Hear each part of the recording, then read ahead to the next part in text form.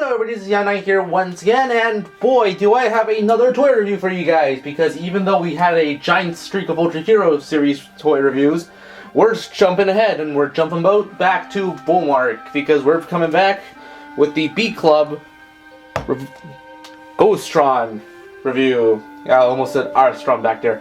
But in any case, this is the B Club Ghostron. Was released back in 2001. I picked up this figure completely loose, so let's just take a look at what it has in stock for us. When the moon shines in your eyes like a big pizza pie. It's nothing. It's nothing. Ghostron's face is probably one of the worst faces I've seen in what's his name, in Bullmark for a fairly long time, actually, because it's pretty terrible looking. They got Arstron right based on the pictures I've seen, so I don't know how they screwed up Ghostron so badly, considering it's the same exact suit. Now, one of the other issues with the figure is that the crests on the head are slightly too small, but when the original Arstron's head looks like this, or at least kind of a more cartoony version and a smaller version of this, you have to kind of wonder why they went with such a cartoony and outlandish design for the Ghostron head.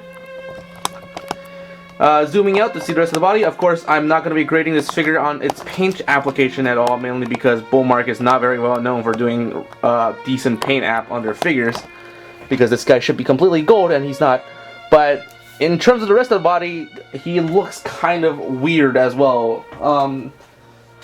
Ghostron here does not have the same type of workmanship that the Dengar had, where you had all sorts of like cloth looking things left. Articulation on this sucker is actually fairly simple. As you already saw from the previous segment, its legs can rotate pretty much 360 degrees with no problems. The figure is surprisingly asymmetrical in terms of its frontal build, so the right arm will actually clash into the leg, but the left arm will not. But in any case, since it's fairly soft vinyl, both arms rotate 360 degrees with no problem, and the tail also rotates. Though unlike on figures such as Dengar, this rotation is actually very awkward because it breaks up the nice spine pattern that we have on the back of this figure. But in any case, that's a fair amount of articulation to expect from a Bullmark release. Now, I am a little disappointed that the tail articulation wasn't swapped out for a head, just like on Dengar, but whatever. I'm guessing we can live with it. Moving on to what a Bullmark figure does the worst at, size comparison, not articulation. What am I talking about? We'll start with a Bullmark compatriot of his that I just dropped and skid on the floor. Dengar. Now, Dengar is 53 meters and Ghostron is 40. And of course, this is, bizarrely off. I don't think it's because Dengar is too short. I think it's because Ghostron is too tall. And since Dengar is out of the picture, let's talk about some other random figures that that I have lying around. Let's try Ultra Monster Series figure. Let's try his older brother, Arstron. This is the theater exclusive version. And no, I guess the older brother is now taller than the younger brother in this instance. And finally, let us try the returned Ultraman, or Shinman, as I used to call him now instead of Jack. And this looks okay, except for the fact that, well, actually, no, this actually does look okay.